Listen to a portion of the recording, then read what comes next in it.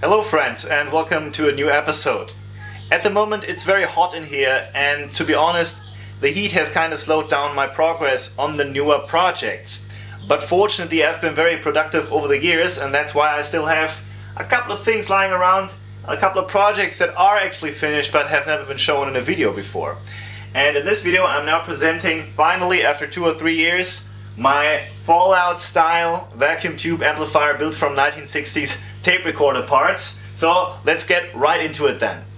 So this project started like so many other of my projects. I wanted to build something cool that a lot of people would like to own, yet that is usually too expensive for them. In the case of vacuum tube amplifiers, I had noticed though that a particular type of reel-to-reel tape recorder by the German company Grundig was still built based on vacuum tube technology in the late 60s and early 70s, yet that these recorders, particularly the type TK125 Deluxe, usually sells on the German eBay platform for less than 10 euros and often enough for even under 5 euros, as this screenshot taken in July of 2018 shows. The extremely low prices that have not gone up for the last 10 to 15 years also showed me that these tape recorders were not sought after by collectors, which at least from my perspective makes them an ideal candidate for repurposing. So a number of years ago I bought 5 or so of these devices off of eBay for around 1 to 5 euros per unit, and I decided to take 2 of them apart to build a stereo amplifier based on their parts. Furthermore, I was certain that I could design the amplifier in such a way that it would get that retro-futuristic look, reminiscent of the Fallout video games that I loved so much. So this project really starts with several teardowns of very similar yet not completely identical units, so don't be confused if in some of the footage parts look slightly different than in other parts. After all these years, many of these devices have mechanical issues, mainly due to old rubber parts getting more and more brittle.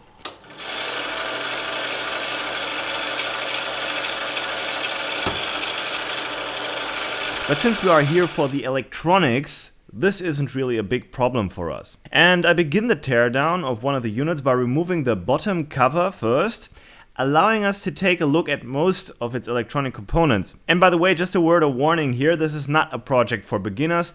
Not only is the device powered by mains electricity, but the vacuum tubes are also powered by high voltages as well, and there also are a number of capacitors in here that can hold a dangerous charge.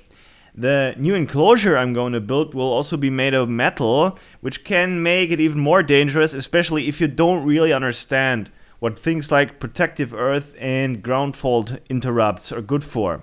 But what are the parts that we find in here? A motor transformer. It's a shaded pole induction motor that also acts as the mains transformer for the vacuum tube electronics. It's an induction motor, the stator of which also acts as the magnetic core of a transformer with a secondary winding used to somewhat step down the mains voltage and provide electrical isolation. Most people would probably identify this component here as a capacitor, but that is only kinda correct, because this part actually holds 3 electrolytic capacitors, one with 100 and 2 with 50 microfarads. Now let's have a look then under the top cover of the tape recorder.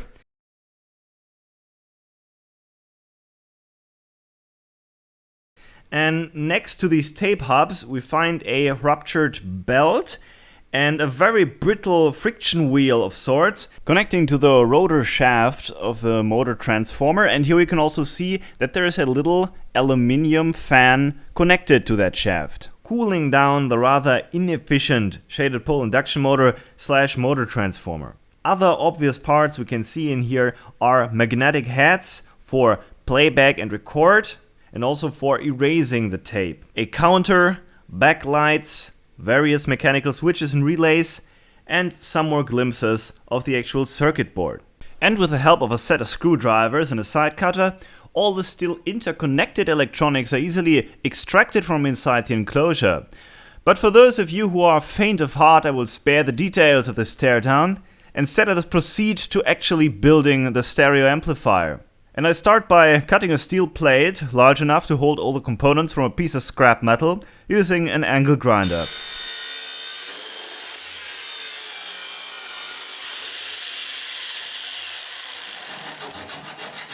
After filing off the edges, the drill press is used in order to drill a number of holes.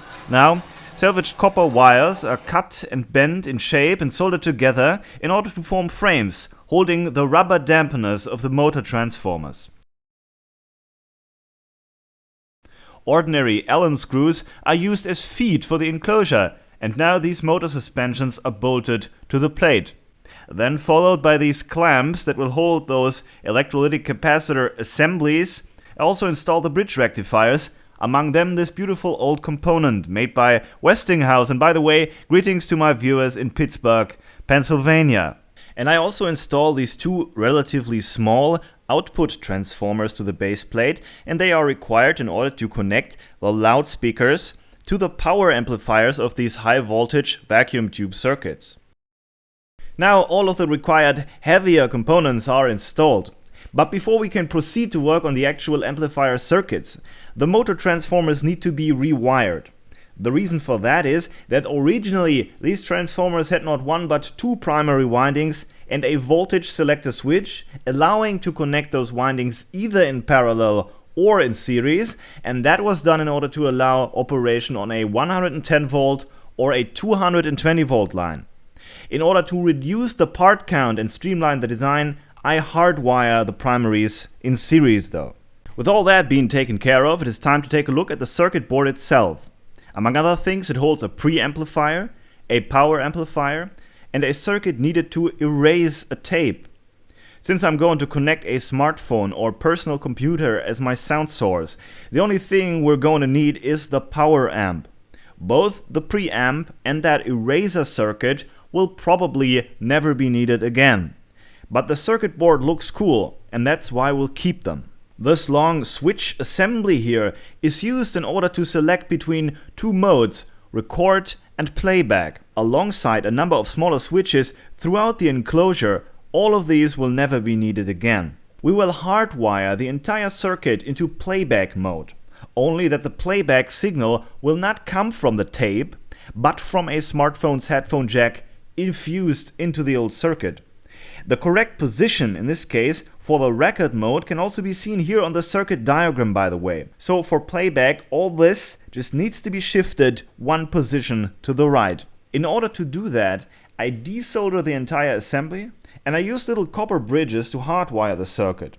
All of these switches here scattered throughout the device are either removed or short-circuited according to what is specified for the playback mode in the circuit diagram. It might sound complicated, but if you have the diagram, it's really just a matter of diligence. With all those switches removed, I also replace all the old wires with new ones connecting to ordinary screw clamps. I did this to reduce wires to a minimum and get a better overview over the entire circuit. They are not very good looking, but very cheap and frankly all I had at the time. Now the first of the PCBs can be installed onto the steel plate and all the electrical connections are established. Also the input of the preamp, you know where that magnetic reading head was installed, is pulled down to ground. And an audio signal from my PC is injected near the input side of the volume potentiometer, then leading to the power amp.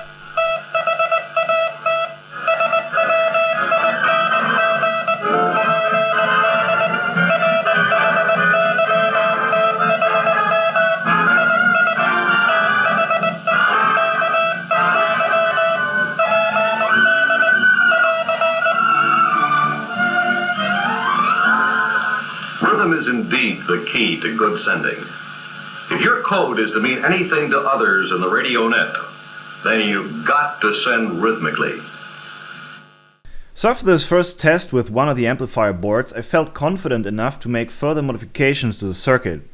The two PCBs still had these rather strange, really old-fashioned mono potentiometers directly on the boards to allow for volume and tone adjustments. I desoldered them and instead I installed simple trim ports for the tone adjustments and pins for volume, where then pairs of wire would lead to a common stereo potentiometer on the future front panel. Now the second amplifier was added to the base plate. And here is that front panel, just a standard aluminium angle plate holding a logarithmic stereo potentiometer and a mains switch to turn the device on and off. The wires were connected and heat shrink was applied. And this is the back panel, also just a piece of aluminium. This time holding a power jack and a fuse, RCA input jacks and loudspeaker jacks. But that enclosure was still open, of course, and that is why I constructed a cage from aluminium angle pieces and aluminium wire mesh, as you can see here. By the way, this entire enclosure is now connected to protective earth.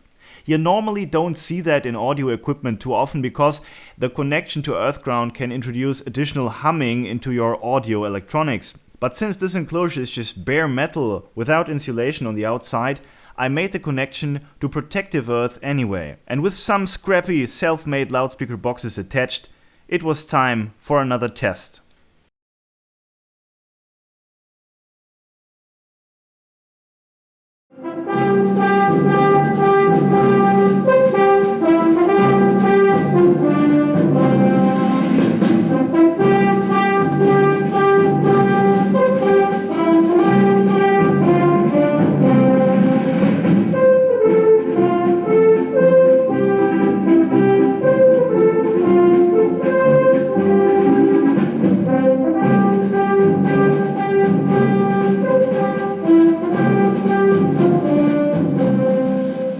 So that was my Fallout style vacuum tube audio amplifier project, first conceived, well, almost 10 years ago actually, built in 2015 and now revived in the excruciating summer heat of 2018.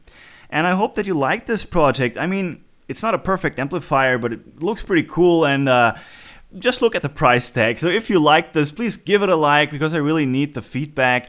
And if you want regular updates from me, then go on Instagram or Facebook. You can find that in the video description. If you want to support this channel, then please think about visiting me on patreon.com. You can also find that in the video description. And well, the next video will probably also be one of my archived projects because, well, the heat in the shop, man, you just can't work there at the moment. And after that, we will then continue with the science fiction computer desk project and probably also with the electric cargo bike. So I'll keep you in suspense, guys. It's going to stay awesome, I guess, and see you soon.